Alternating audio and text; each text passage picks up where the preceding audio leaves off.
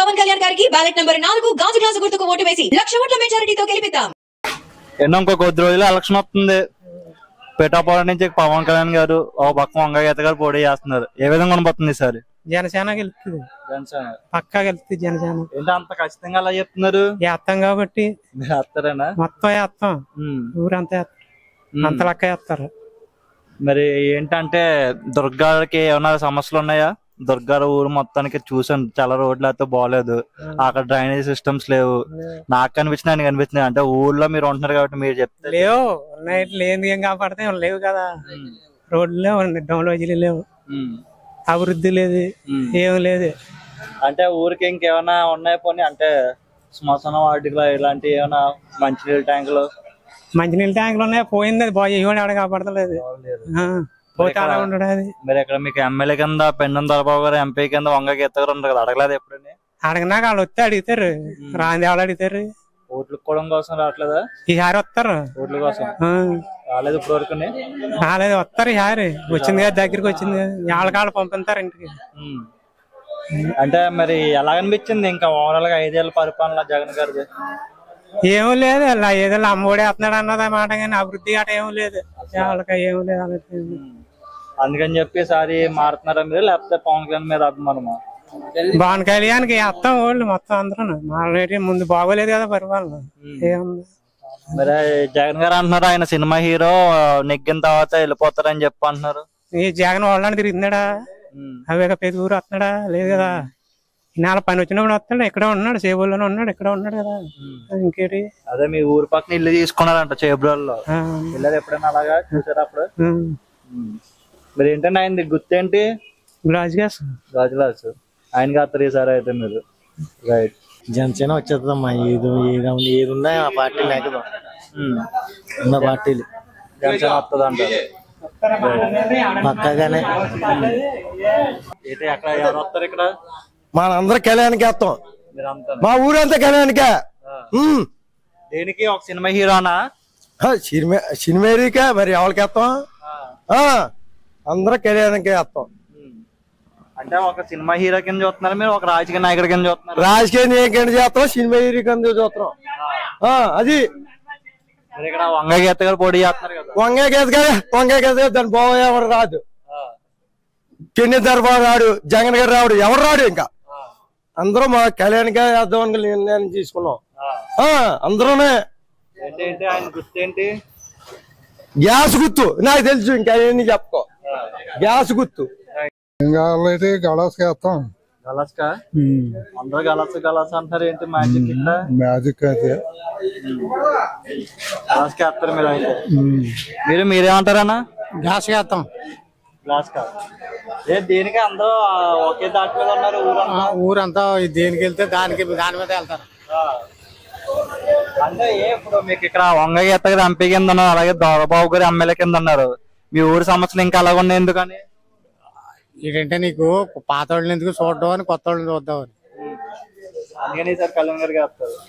మరి ఆయన నెగ్గిన తర్వాత ఇక్కడ ఉండరని చెప్పి జగన్ గారు అంటున్నారు. ఓసారి చూస్తారు, రెండోసారి మళ్ళీ వేయరు కదా.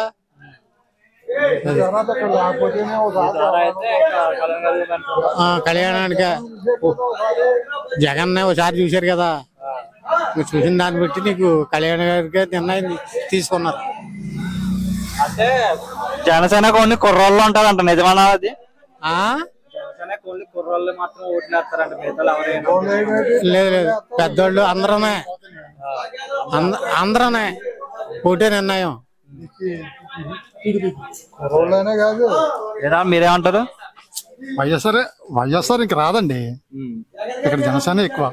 పోతే ఒక 1000 ఓట్లు మాత్రం జగన్ గారికి వెళ్తాను, అంత మించి ఇక్కడ దుర్గా నుంచి. మిగతా ఓట్లన్నీ జనసేనకే. ఎందుకు అంత ఖచ్చితంగా అంటే వారం రోజులు కూలి పని చేస్తున్నాం, ఆ వారం రోజులు కూలి పని చేసి కరెంట్ బిల్లు చాలతం లేదు. 7 సార్లు పెంచాడు మొత్తం కరెంట్ బిల్లు, అంతేనా? ఒకవేళ జనం డబ్బులు వేస్తున్నాడు అనుకో, పొద్దుట వేస్తున్నాడు, సాయంకాలం లాగేస్తున్నాడు. ఈ విధంగా జరుగుతుంది. ఏ విధంగా బతకాలి? ఇంకా 500 రూపాయలు కూలి పని తెచ్చినా సరే బతకలేకపోతున్నాం. జనసేన గెలకపోతే ఇంక ఈ పట్ల పిఠాపురం మండలం జనసేన గెలకపోతే ఏం పని అవ్వదు. అంటే ఆయన కూడా ఇక్కడ పవన్ కళ్యాణ్ కనుక ఓడిస్తే కనుక ఆయన రాష్ట్ర రాజకీయాల నుంచి పక్క వెళ్ళిపోతారని చెప్పి అనుకుంటున్నాను. అలా కాదండి, ఇప్పుడు రాళ్ళ మీద అతని పేరు, ఫేస్బుక్ మీద అతని పేరు, నీ భూమి నాకు రాస్తున్నారు, నా భూమి నీకు రాస్తున్నారు. మందల వాళ్ళేమో మోతివారి రైతు చెప్పినట్టు చేస్తున్నారు. అదేంటి అంటే అది కరెక్ట్ కాదంటారు? కరెక్ట్ కాదు. రికార్డు పట్టుకుని వచ్చి కొలత కొలాల పొలంలోకి వచ్చి అంటే ఇప్పుడు మీ పాస్ బుక్ మీద కూడా ఆయన బొమ్మ వచ్చిందండి జగన్ గారిది. వచ్చింది. ఎవరిని అడుగుతాం, వచ్చింది. ఇక్కడ పంచిపెట్టారు. ఎవరిని అడుగుతావు, ఎవరిని అడగాల? దాని వల్ల ఏంటి అప్పులు కూడా రావట్లేదు అని చెప్పి. అప్పుల గురించి కాదు, భూములు ఆన్లైన్ తగ్గించేసాడు, రికార్డులో తగ్గించేసాడు. ఫేస్బుక్ ఆడి పేరు రాడు పెట్టి, ఆడి ఫోటో రాళ్ళ మీద ఆడి పేరు ఏంటి? ఎప్పుడన్నా ఉందా ఇది రాజ్యాంగం? ముందు చాలా గవర్నమెంట్ చూస్తుంటారు కదా, అప్పుడు ఏం లేదు. ఇలాంటి ఏమి లేవు, అలాంటి లేవు. ఇప్పుడే ఎక్కడ ఆకాశం మీద సర్వీస్ చేయడం ఏంటి? ఆకాశం మీద సర్వీస్ చేస్తారేంటి? ఇప్పుడు ఎక్కడ రికార్డ్, సరైన రికార్డు ఎక్కడ ఉంటుంది? కాకినాడలో ఉంటుంది, అక్కడ ఉంటుంది. రికార్డు తీసుకుని రైతులతో చెప్పాలా, రైతులతో చెప్పకుండా వెళ్ళి కొలిచేయడం. మోతివారి రైతు ఉంటే అయ్యో బాగా బాచాయి, బక్కడు ఉన్నాడు అనుకో, ఆ బక్కడు భూమిలో రాయి బాచాడు. కానీ జగన్ గారి హయాంలో రైతులకి ఏం సమస్యలు లేవని చెప్పి అంటున్నారు. ఎవడంట? నేను సమస్య ఉన్నాయని నేను చెప్తాను, రమ్మను. ఎవడొస్తాడో రమ్మని నేను చెప్తాను. ఈ సమస్యలు ఏంటి అన్నదాను. అలా కదండి, ఊరికి 10 ఎకరాలు చెడ్డది ఉండాల, బక్కడు బతకాల, భాగ్యవంతులు బతకాల. మా ఊర్లో కుండలు చేసి కుమ్మరోడిది చెరువు మట్టి తోడుకుని బతికిపోడు కుమ్మరోడు. ఇంతలో 5 నెలలు తవ్వించేసారు దారిలో చెరువు. బక్కడు బతకాల, భాగ్యవంతులు బతకాల. కుర్రలకి ఇద్దరికి ఇచ్చాడండి ఎకరం. అది వాళ్ళిద్దరి పేరు ఇచ్చి చేద్దామంటే ఆ చెట్లో కూర్చున్నాడు అందులోని, ఈ రాళ్ళు పాత్రలోని. ఆ చెట్లు పోతే ఇప్పుడు అవుతామా అని రీచ్ ఆపేసాడు అవ్వకుండా. ఆ కుర్రలు ఇద్దరికి ఇవ్వాలి భూమి, ఆగిపోయింది. అలాగా ఎందుకో కొత్త చట్టం వచ్చిందని చెప్పి ఆపేసారు, లేకపోతే దేనికన్నా ఆపారు? ఆ చెట్లో కూర్చున్నాడు ఎకరానికి. అది 94 సెంట్లు వచ్చింది. ఎకరం భూమి కొనుక్కున్నాడు అతను, నాకు కుట్టాల్సిన కొనుక్కున్నాడు ఎకరం భూమి. 6 సెంట్లు అంటే చిన్న భూమి కాదు కదా, పెద్ద భూమి 6 సెంట్లు. ఆ చెట్లోకి వచ్చింది అందులోని. ఆ చెట్లోకి వచ్చి ఆపేసారు భూమి, రీచ్ అవ్వలేదు. అది చెరుకు ఇద్దరు 6 కూరలు చెరుకు రకం ఇచ్చాడు అతను. అలాగే ఆగిపోయింది. ఆ రకంగా ఎవరిని అడుగుతారండి? ఎంఆర్ గారు మాకు తెల్లన్నారు, వీళ్ళు మాకు తెల్లన్నారు. అలా ఎవరిని అడుగుతారండి? ఎవరిని అడుగుతారు? భూమి తక్కువ వచ్చిందని అడిగాం. భూమి తక్కువ వచ్చింది, ఏరో దగ్గరికి వెళ్ళాం. ఏరో దగ్గరికి వెళ్తే సర్వే పెట్టండి అన్నాడు. సర్వే పెట్టండి అంటే సర్వే ఏమో రేపు వస్తాను మా వస్తాను అంటున్నాడు. నా రికార్డులో ఉన్న భూమి నాకు లేదు, భూమి అక్కడే ఉందా. రికార్డు తగ్గించేసాడు ఫేస్బుక్. అంటే మీకు సర్వే చేయడానికి ఇంకా ఆల్రెడీ మీకు పాత 1B లో కానీ అలాగే మీరు చేసుకున్న దత్తావేదిలో కానీ అన్నట్లో ఉంటది కదా కరెక్ట్ గానే. మన దత్తాదిలో ఉన్నది ఫేస్బుక్ లో ఉన్నది కరెక్ట్. పాత 1B అన్ని రికార్డ్ కరెక్టే ఉంది. ఆన్లైన్ తప్పించేశారు, రెవెన్యూ రికార్డు నుంచి తొలగించేశారు. అంటే అక్కడ రెవెన్యూ దగ్గర నుంచి తొలగించారంటారా? రెవెన్యూ రికార్డు నుంచి మా భూమిని తొలగించేశారు. అంటే ఒక రికార్డులో తప్పితే ఇంకా రిమైనింగ్ రికార్డులు కూడా ఉంటది కదా. ఏ రికార్డులు నుంచి వచ్చిన భూమి ఎప్పటి నుంచి అన్ని ఉన్నాయి కదా, అన్ని ఉండగా రికార్డు నుంచి ఆన్లైన్ నుంచి 1B నుంచి తప్పించేశారు. కలెక్టర్ ఆఫీస్ లో మామూలుగా ప్రజా దర్బార్ లో కూడా పెట్టాం, ఏ విధమైన స్పందన లేదు వీళ్ళ దగ్గర. మరి ఇక్కడ మీ లోకల్ సర్పంచ్ జిల్లా సర్వేను కూడా అడిగితే కోర్టు కేసుకోంటున్నాడు. కోర్టు కేసుకోవడం మాట్లా, ఒక రైతు కోర్టు కేసుకోవడం మాట్లా. ఎవరి మీద ఏమంటాం? అధికారుల మీద వేయాలి కోర్టు. రేపు పొద్దున కోర్టు కూడా అధికారులను అడిగితే అధికారులు ఏం చెప్తే అది చేస్తుంది. ఈ చెడిపోయిన రైతు పోవడమేనా?